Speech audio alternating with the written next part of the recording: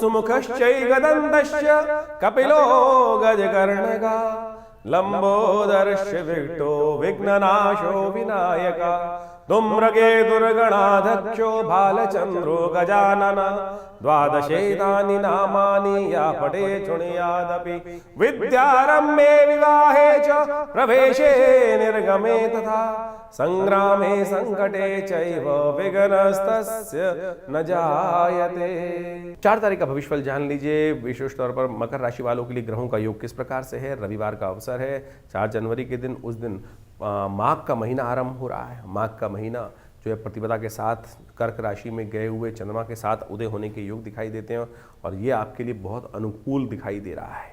चंद्रमा का ये परिवर्तन आपकी राशि के दृष्टिकोण से आपके अंदर एक नई जो एनर्जी लाने के योग भी बनाता दिखाई दे रहा है। इस एनर्जी को आपको यूटिलाइज करने का प्रयास करना चाहिए। ऐसे में आपकी राशि के दृष्टिकोण से जो दिखाई दे रहा है स्थिति जो है वो बहुत कुछ अनुकूलता आपके समय के साथ परिवर्तन करने के साथ प्राप्त होती दिखाई दे रही है। ऐसे में गरीब लोगों की, जरूरतमंद लोगों की सेवा किसी प्रकार से भी होगी तो वो अच्छा रहेगा।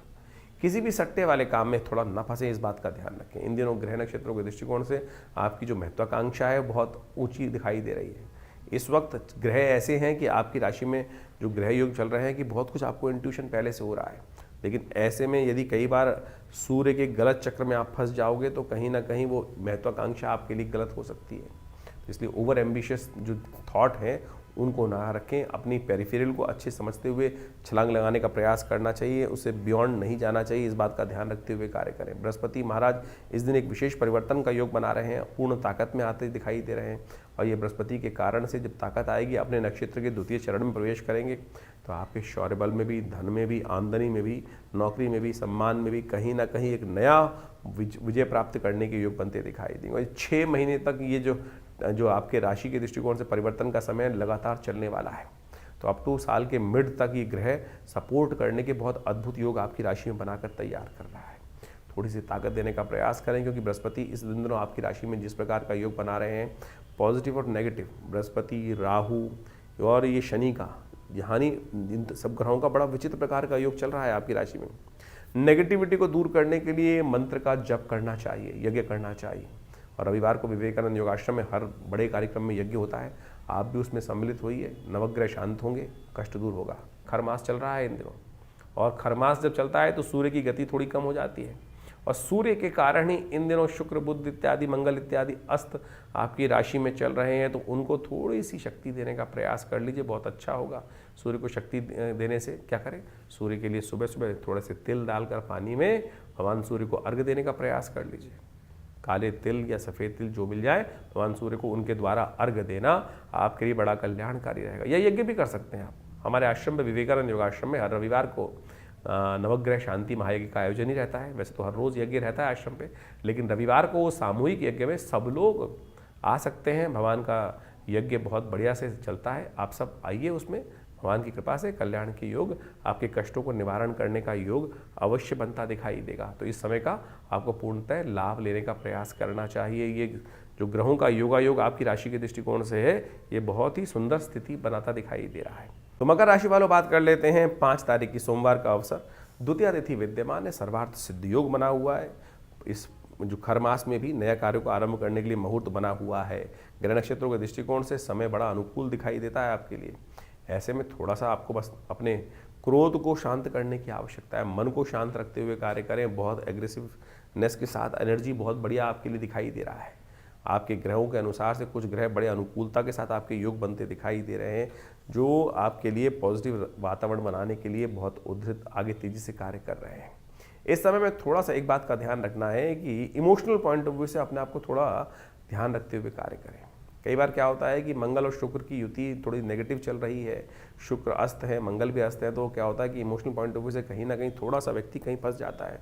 तो उनको संभाल के रखने की ज़रूरत है। उनको संभालने के लिए दिन भी आपको प्राप्त होगा, तो उनको संभालने के लिए थोड़ा सा सबसे पहले सत्संगति, गलत संगति नहीं, अच्छी संगति का उपयोग करने का प्रयास करें। शास्त्र कहता है सत्संगति कथम न करोति नपुंसक जाड्यम धियो अरति, यानी गलत रास्ते पे जाने से नुकसान होता है और सत्संगति का लाभ लेने से अच्छे रास्ते बन जाते हैं। 6 तारीख को वो योग बन रहा है जिस दिन आप संगति को सुधार सकते हैं। जी हाँ, राम के साथ, हनुमान के साथ अपने आप को जोड़ सकते हैं। मंगलवार का दिन है, अंगारक चतुर्थी का योग बन रहा है। तृतीया क्षय हो गई है, चतुर्थी तृतीया चतुर्थी जो तिथि का योग बन रहा है, चतुर्थी क्षय हो गई है इस दिन। और आपकी राशि के दृष्टिकोण से देखें, मंगल अस्त होने के कारण से जो पौरुष है, बल है, ग्रहों का योगा योग है, शुक्र अस्त होने के कारण से वो पूर्ण लाभ नहीं दे पा रहा है। इस वक्त आवश्यकता है पूरी शक्ति के साथ लगने की, और मंगल और शुक्र और बुध के जो विचित्र प्रकार के योग बन रहे हैं सूर्य के कारण से, उनके प्रभाव में कहीं ना कहीं कमी हो रही है। तो जब तक उनके प्रभाव को ताकत नहीं मिलेगी, तब तक इन दिनों आप पूरा लाभ नहीं ले पाएंगे। कि बृहस्पति कितनी सुंदर स्थिति में आ गए हैं और पूरी तरह से ताकत लगा दी उन्होंने अब आपकी सफलता को अग्रसर करने के लिए। लेकिन शनि के विशेष तौर पर पराक्रम भाव में बैठने के कारण से, और साथ साथ इस वक्त शनि सूर्य के कारण से, इन सब ग्रहों के अस्त होने के कारण से थोड़ा सा जो है वो सही दिशा में कार्य नहीं हो पा रहा है। तो उसके लिए आवश्यकता है आशीर्वाद की। मंगलवार का अवसर है, हनुमान जी का सहारा लीजिए ना। और देवता चित्त न धरई, हनुमत से ही सर्व सुख करें। हनुमान जी का सुंदरकांड का पाठ कीजिए। हमने विवेकानंद आश्रम में बड़ा भव्य कार्यक्रम रखा है, उसमें जुड़िए। मंगल इन दिनों अस्त चल रहे हैं, इस बात समझें। और मंगल अष्ट चलने के कारण से क्या होता है कि मंगल की शक्ति कुंडली में कई प्रकार की स्थिति को नेगेटिव उत्पन्न कर देती है और चीज़ों को फेवर में नहीं आने देती है।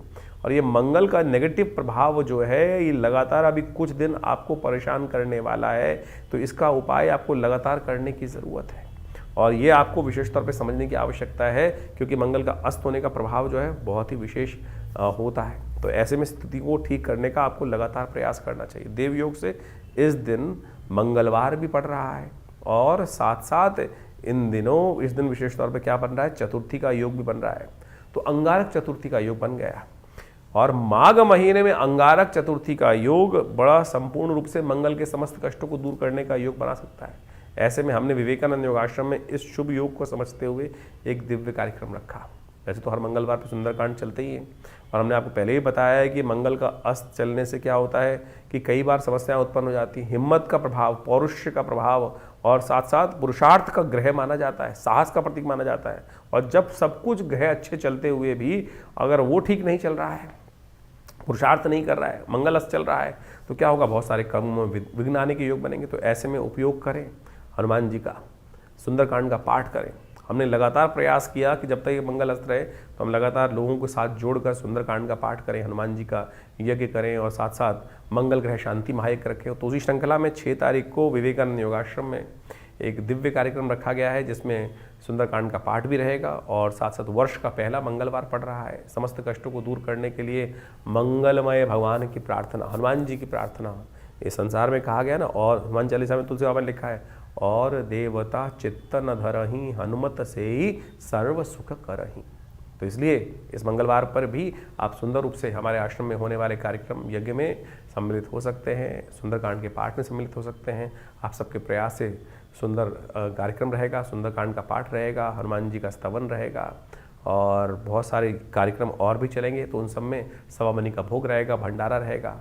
तो आप सब उसमें सादर आमंत्रित है। शाम को 5 बजे से यज्ञ आरंभ होगा, और करीब करीब रात के 10 बजे तक ये कार्यक्रम भंडारे के साथ चलेगा। तो यदि आप सम्मिलित रहेंगे तो हमने ये देखा है कि हनुमान जी की सिद्ध मूर्ति जो आचार्य श्री केशव देव जी के द्वारा प्रतिष्ठित है, जिनको सबसे पहली सिद्धि ही हनुमान जी की हुई थी, और केवल हनुमान चालीसा से हुई थी। आंख बंद करी और वो बताया नंबर जो सामने वाले ने प्रश्न पूछा, और वो उसका निवारण हनुमान जी के मंत्र से ही ऐसे चमत्कारिक सिद्धि प्राप्त हो जाती है। तो आप समझ लें कि इतना सुंदर ये हनुमान जी का सुंदर सावर मंत्र है, कुछ और उल्टा सीधा करने की, लंबा चौड़ा प्रयास करने की ज़रूरत ही नहीं है। तो इस साक्षात सिद्ध मूर्ति के समक्ष हनुमान जी के बैठकर सुंदरकांड का पाठ आप करें, हमारे साथ जुड़ें। अपने नाम से भी करा सकते हैं, उसके लिए पूर्ण व्यवस्था है। आश्रम के जो गतिविधि नंबर चल रहे हैं उन पर संपर्क साध कर आप चीज़ों को जान सकते हैं। तो मकर राशि वालों, 7 तारीख का भविष्यफल क्या दिखा रहा है जान लीजिए। बुधवार का अवसर, पंचमी तिथि विद्यमान है, और ग्रह नक्षत्रों के दृष्टिकोण से ग्रहों का योगायोग थोड़ा सा इमोशनल पॉइंट ऑफ व्यू से आपके लिए बड़ा विचित्र बनता दिखाई दे रहा है। आपका मन थोड़ा सा भटकाव की तरफ जाता दिखाई दे रहा है। अपने मन को साधने की आवश्यकता है। इमोशनल पॉइंट ऑफ व्यू से पुरानी बातें थोड़ी सी कहीं ना कहीं हो सकता है कि जो डिसीजन हमने लिए गलत है, सही है, ये थोड़ा सा इमोशनल पॉइंट ऑफ व्यू से थोड़ा सा पेंडुलम डामाडोल होता दिखाई दे रहा है। थोड़ा सा डामाडोल जो पेंडुलम घूम रहा है उस पर विश्वास कीजिए। धीरे धीरे सब परिवर्तन का योग आपके लिए अच्छा बन जाता है। समय का परिवर्तन है, कभी अस्त होता है, कोई ग्रह उदय होता है, कभी दिन होता है, कभी रात होती है, कभी सर्दी होती है, कभी गर्म होती है।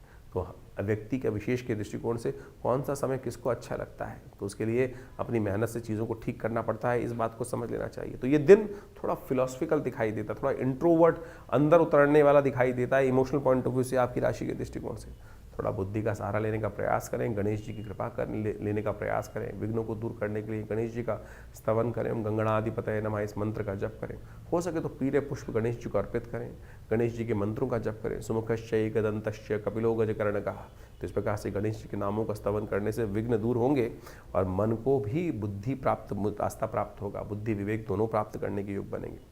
8 तारीख का अवसर बृहस्पतिवार का दिन और इस दिन षष्ठी तिथि विद्यमान है। ग्रहों का परिवर्तन का योग बहुत तेजी से आपके समक्ष आता दिखाई दे रहा है।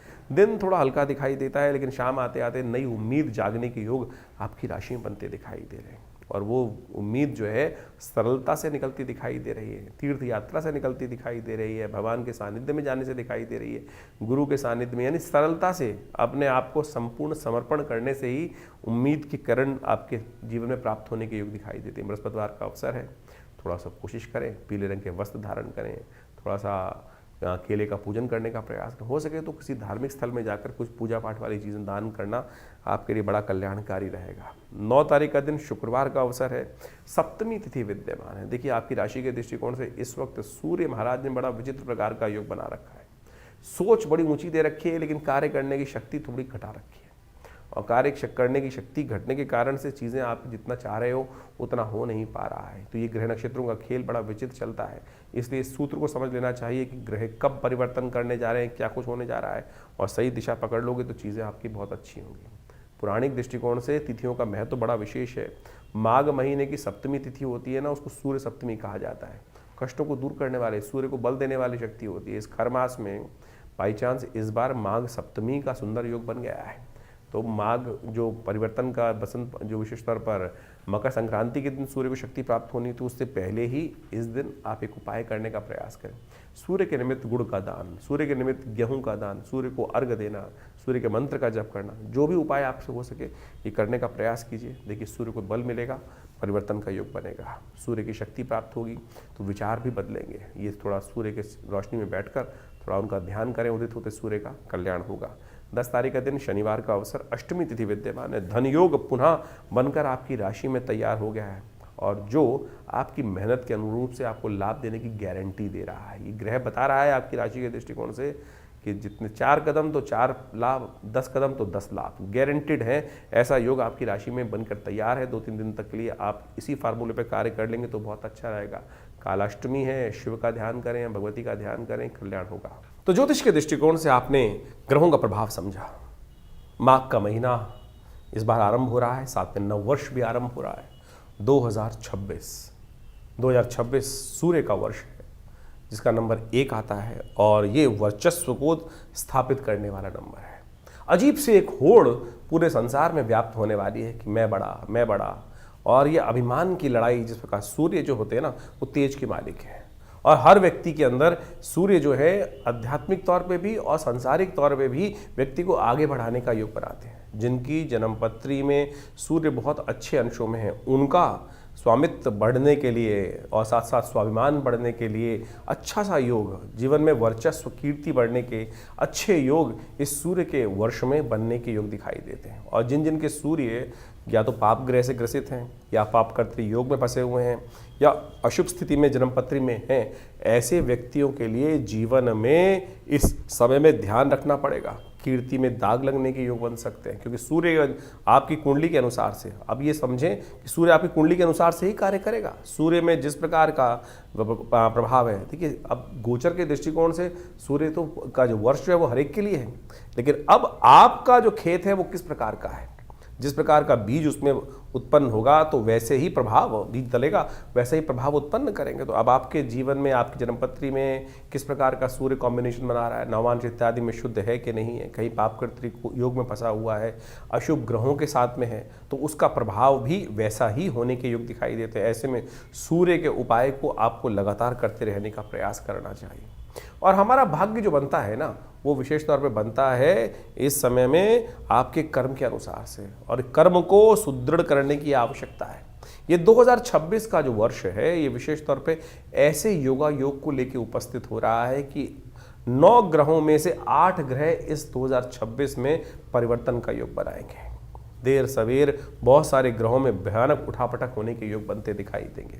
शनि महाराज को छोड़ के बाकी सब ग्रह राशि परिवर्तन का योग भी बना रहे हैं। और आप मान लीजिए कि जैसा शनि ने पिछले साल योग बनाया, उठापटक का योग बनाया, कई प्रकार के विघ्न भी जीवन में उपस्थित करने के योग बनाए, और ऐसे ग्रहों की अवस्था में परिवर्तन के अनुसार से आप समझें कुछ योग ऐसे भी बनते दिखाई दे रहे हैं जो कहीं ना कहीं उत्पात को दर्शाते हैं। क्योंकि मंगल इस कुंडली इस बार जो है इस वर्ष में यदि हम देखें तो ग्रहों के अनुसार से आरंभ में तो अस्त चलेगा, फिर कई बार ऐसे योग भी बनेंगे ग्रहों के साथ साथ विभिन्न ग्रहों के जो कुछ ना कुछ आपत्ति के योग भी बनाता है, कुछ विपत्ति के योग भी बनाता है, कुछ ना कहीं आकाशीय दुर्घटनाओं के योग भी बनाता दिखाई दे रहा है। और कुछ नए फ्रंट, युद्ध के नए मैदान भी खुलते दिखाई देंगे, क्योंकि सूर्य का वर्ष है और सूर्य के वर्ष में जिस प्रकार से ग्रहों का योगायोग बन रहा है वो कहीं ना कहीं ऐसा दिखाई देगा कि अपने आप को हर व्यक्ति बड़ा दिखाने के लिए, सामने वाले को छोटा दिखाने के लिए, सामने वाले को अस्त करने के लिए, क्योंकि सूर्य का प्रभाव ऐसा होता है कि जो सामने वाले को किसी भी प्रकार से अस्त करने का योग ही बनाता है। ज्योतिष के दृष्टिकोण से देखें तो सूर्य जिस भी ग्रह के साथ बैठते हैं उसको अस्त करने का योग बना देते हैं, उसको दिखाई नहीं देता है, वो ग्रह लोप हो जाता है। तो उसी प्रकार का प्रभाव मनोमस्तिष्क में छाने के योग दिखाई देते हैं। तो ऐसा योग चाहे राजनीतिक हो चाहे वो सामाजिक तौर पर हो, तो एक दुराग्रह के तौर पे भी इसका प्रभाव संसार में पड़ता दिखाई दे रहा है। तो ऐसे में खासतौर पे जो शनि राहु के योग इस बार बनते दिखाई दे रहे हैं वो कहीं ना कहीं थोड़ा सा बिल्कुल आसपास ही ग्रहों का योग दिखाई देता है। शनि महाराज को देखें और राहु के साथ देखें तो बहुत पास स्थिति चल रही है ग्रहों की इस वर्ष में। तो ऐसे में कुछ खास उपाय आपको करने की आवश्यकता है। वर्ष के आरंभ में बड़ा देव योग बना है जिसको माघ का महीना कहा जाता है। शास्त्र में एक मंत्र आया है, काशीवासी निवासी च काल भैरव पूजनम प्रयागे माघ मासी च बिल्वपत्रम शिवार्पणम। ये जो माघ का महीना है, माघ का स्नान जो है वो अपने आप में एक बहुत सुंदर रूप से शास्त्र में वर्णित किया गया है। इसीलिए भारतीय संस्कृति में माघ के महीने में मेला लगता है, गंगा स्नान का पुण्य बनाता है, भगवान शंकर का विशेष पूजन करने का योग बनता है। और कहा जाता है कि ऐसे में भगवान शंकर को यदि बिल्वपत्र अर्पित कर दें, काशीवासी निवासी च काल भैरव पूजनम प्रयागे माघ मासे च बिल्वपत्रम शिवार्पणम अखंडैव बिल्वपत्र च। एक बिल्वपत्र भी यदि भगवान को सुंदर रूप से हम अर्पित कर दें इस माघ के महीने में और नित्यप्रति यदि योग बना लें भगवान को सुंदर स्नान कराने के बाद, क्योंकि शास्त्र कहता है भावी मेट सके त्रिपुरारी, इन संसार में जो समस्त कष्ट हैं वो भगवान शंकर की प्रार्थना से ही दूर होते हैं। और जिन जिन ने भगवान शंकर की प्रार्थना जब जैसे से कही, असंभव को संभव करके दिखाया, विभिन्न प्रकार की आपत्तियों को जीवन से दूर, चाहे वो स्वास्थ्य संबंधी समस्याएं हों चाहे वो किसी भी प्रकार की समस्या हों, भोलेनाथ का आशीर्वाद जब मिल जाता है तो इसलिए इस समय में विभिन्न प्रकार के जो योग बने उनका हमको प्रयास करना चाहिए, लाभ लेना चाहिए। भगवान शंकर पत्रम पुष्पम फलम तो यम, जल से ही प्रसन्न हो जाते हैं। तो इस यानी जल से भी पत्र पुष्प बेलपत्र फूल जो है इस संसार में किसी और को नहीं चढ़ता है, सामान सब भगवान शंकर को चढ़ा देते हैं। यानी कांटे वाला भी, आँख भी, सब प्रकार से भगवान शंकर को चढ़ा दिया जाता है और वो उसी से प्रसन्न हो जाते हैं, अवगढ़दानी भगवान। तो ये सुंदर माघ का महीना जो है भगवान का के नाम से स्नान करें और उनका डुबकी लगाएं, तीर्थों में जाकर कुछ पूजा पाठ कर लें और भगवान को बिल्वपत्र। देखिए माघ का महीना एक बात समझें, ये माघ का जो फागुन का महीना होता है ऐसे में जो पत्ते हैं ना वो भी छिद हो जाते हैं। ऐसे में अखंडैव बिल्वपत्रैः च पूजये शिव शंकरम कोटिकन्या महादानम बिल्वपत्रम शिवार्पणम। शास्त्र कहता है कि एक जो अखंड बिल्वपत्र जो किसी प्रकार से टूटा फूटा ना हो, उसमें कोई छेद ना हो, अखंडित हो, तो उसको ओम नमः शिवाय का स्तवन करते हुए भगवान को यदि अर्पित कर दें तो आप सत्य माने बहुत सारे कष्ट जीवन के दूर होने के योग भगवान बना देते हैं। और जितना करोड़ों कन्याओं को दान करने के का पुण्य मिलता है वैसा ही पुण्य केवल एक बिल्वपत्र से प्राप्त हो जाता है भगवान को अर्पित करने से। तो इसलिए ये सुंदर माघ के महीने में इतना छोटा सा प्रयोग जो शास्त्र में वर्णित है उसको करने का प्रयास करें। और इस समय में बहुत सारे योग बनेंगे। ये जो नववर्ष आरंभ हो रहा है बहुत कुछ नया आपके लिए आया है लेकर। आप समझ लीजिए आपके जीवन में क्या कुछ घटनाएं घटने के योग हैं। ग्रहों का गोचर का प्रभाव के साथ साथ आपकी जन्मपत्री के अनुसार से किस प्रकार के योग बन रहे हैं। कई बार हमारे बहुत सारे प्रश्न आते हैं लोगों के, और उस प्रश्नों को हम लिख के भी भेजते हैं, जवाब भी भिजवाते हैं कि अब गोचर में हमने आपका जन्मपत्र जो राशि के अनुसार से, योग के अनुसार से, नक्षत्रों के अनुसार से आपके प्रभाव को समझा और बताया किस प्रकार का प्रभाव है। बहुत सारे लोग कहते हैं कि ये नहीं घट रहा है, तो आपको समझना पड़ेगा क्यों नहीं घट रहा है। कहीं आपकी दशाएं तो फर्क नहीं है, कुछ ना कुछ दशाओं में कुछ दिक्कत आ रही हो, जन्मपत्री में कुछ मूलभूत कारण हो, कब आपका भाग्य जागने लिखा है, कब आपके जीवन, हम लगे जा रहे हैं जीवन में, मेहनत करे जा रहे हैं, लेकिन भाग्य नहीं जाग रहा है। कारण क्या है? समय कब आने वाला है? वो समय कब आएगा जो हमें, जो हमारे मानसिक तौर पर हमको संतुष्टि देने का योग बनाएगा। और वो ज्योतिष के दृष्टिकोण से, ज्योतिष के ज्ञान से, ज्योतिष जिसको कहा जाता है ना, वो दिव्य विज्ञान, वो रोशनी देने वाला ज्ञान, वो रास्ता निर्द्वंद भाव से रोशनी, प्रकाश को देने वाला ज्ञान जो है, वो प्रकाश जो है वो देने वाला जो ज्ञान है ना, प्रकाश नेत्रों से, ज्योतिष वेद के अंदर कहा गया है कि ज्योतिष की संज्ञा नेत्र की है। तो इस बात को हम समझे तो दिव्य ज्योति जो है वो ज्योतिषी है, कि जो विज्ञान जो है, जो आपको दिखा सकता है कि भाई कौन सा रास्ता अंधकार को जो प्रकाश के अंदर परिवर्तन करने का, अज्ञान से ज्ञान यानी भविष्य को ज्ञान का जो प्रकाश है वो भी दिखा दे, तो वो ज्योतिष विज्ञान है। उसकी सहस्त्रों शाखाएं हम गोचर के माध्यम से, बहुत सारे और के माध्यम से आप सबके समक्ष उन सब गणनाओं को इसके माध्यम से, अपने इस आचार्यवाणी चैनल के माध्यम से रखते हैं, बताते हैं, और उनको समझना चाहिए। और जो जो जीवन में घटनाएं हैं उनका पूर्वाभास भी सही होता है। पिछले वर्ष हमने बहुत सारी घटनाओं के बारे में आपको ज्योतिष के दृष्टिकोण से जो बनता है, समय समय पर घटने वाली घटनाएं, वो बिल्कुल उसी प्रकार से आपके समक्ष रखी, और बहुत सारे लोगों के प्रश्नों का निदान भी हमने इस कार्यक्रम के माध्यम से देने का प्रयास किया। आप भी अपने प्रश्नों को हमें भेज सकते हैं, व्हाट्सएप के माध्यम से भेज सकते हैं, खुद आके विवेकानंद योगाश्रम में मिल सकते हैं। बहुत सारे कार्यक्रम हर महीने आश्रम पे चलते ही हैं, और उन सब कार्यक्रमों में भी आप जुड़ सकते हैं। हम सब एक बात समझे, कभी विभिन्न ग्रहों के उपायों के चक्कर में फंसते हैं कि भैया उपाय ऐसा कर ले, वैसा कर ले। उपाय सीधा साधा भगवान का स्मरण ही है, भगवान का भजन ही है, और उसमें केवल आपके विश्वास और श्रद्धा और समर्पण की आवश्यकता है, समय के समर्पण की आवश्यकता है। हम लगे हैं जन्म पर कुछ सिर्फ अंगूठियां पहनने में, कुछ टोटके कर लेने पे, ये टोटका कर ले, वो टोटका कर ले। सीधा सीधा भगवान का भजन करिए, ना हींग लगे, ना फिटकरी रंग चौका हो। तो आप जो विभिन्न कार्यक्रम के बारे में हम आपको समय समय पर हर रोज़ अपने आपके राशिफल के अनुसार से बताते रहते हैं, पौराणिक ज्योतिष को आपके समक्ष लाने का प्रयास करते हैं। ज्योतिष एक ऐसा विषय है जो विशेष तौर पर पुराण के अनुसार से शास्त्रों में बहुत सुंदर तरीके से विद्यमान बताया गया है, और उसमें उनके जो निदान हैं, टेस्टिमनीज हैं कि क्या किया, किसके जीवन में कैसा कष्ट आया, तो उनका वर्णन जो है हमारे पुराणों में मिलता है, हमारी कथाओं में मिलता है। और उन कथाओं से ही क्या होता है कि आप जब पंचांग देखेंगे तो हर रोज़ कोई ना कोई व्रत आता है, हर व्रत की कोई ना कोई कथा है, वो किसी ना किसी पुराण में लिखी हुई है। वो कथा है क्या? वो कथा जो है वो सत्य कथन है कि उसके जीवन में कैसे कष्ट आया, उसने कौन सा व्रत किया, चाहे चतुर्थी का, चाहे एकादशी का, चाहे पूर्णिमा का, चाहे अमावस्या का, जो जो शास्त्र में वर्णित चीज़ें हैं उनको व्यक्ति ने कैसे कर कर ठीक किया। लाखों वर्षों से उन सब अनुभवों का जो निष्कर्ष दिया गया है वो पुराणों में दिया गया है। हम उसी को माध्यम से, वैदिक ज्योतिष के माध्यम से, उन पौराणिक कथाओं के माध्यम से, उन पौराणिक उपायों के माध्यम से आपके समक्ष हर रोज़ की गणनाओं को बताते हैं। तो इनको केवल कथा मत समझें, कथा के समझ में चक्कर में फंसोगे ना तो विडंबना उत्पन्न होगी आपके जीवन में। ये 2026 बहुत कुछ नया करने आया है। ये समय को यूटिलाइज करने का प्रयास करें। बड़े भाग्य मानुष तन पावा, सोते सोते निकल जाएगा नहीं तो समय। तुरंत समझिए क्या होने वाला है आपके भविष्य में। ज्योतिष के माध्यम से आप समझ सकते हैं और सही दिशा पकड़ सकते हैं। सही दिशा पकड़ लोगे, सही रास्ता पकड़ लोगे तो तुरंत अपने उस लक्ष्य तक पहुंच जाओगे। नहीं तो पृथ्वी गोल है, कोई लंबा रास्ता लेगा, कोई छोटा रास्ता लेगा। अनुभव के माध्यम से, गुरु के सानिध्य में रहकर हमको छोटा रास्ता पता चल जाता है, नहीं तो बहुत लंबा पहुंचोगे तो सही लक्ष्य में। आप समझें कि आप पृथ्वी गोल है, हमको इधर चलना शुरू किया, हम इधर से रास्ता छोटा था तो हम यहीं से यहीं छोटे रास्ते पहुंच जाएंगे। नहीं तो पूरा लंबा घूमकर, जिंदगी लगाकर फिर उस लक्ष्य में।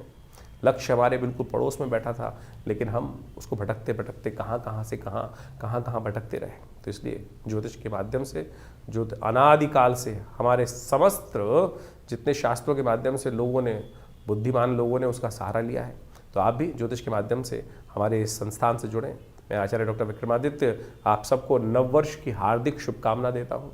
और ये वर्ष आपके लिए कुछ नया करने के लिए जैसे उद्धृत हो रहा है, न्यूमरोलॉजी के हिसाब से सूर्य का वर्ष है। आप सबके जीवन में सूर्य के समान प्रकाश का सुंदर योग बने और संसार पर आपका वर्चस्व स्थापित हो, ऐसा भगवान की तरफ से आप सबको आशीर्वाद। धन्यवाद, नमस्कार।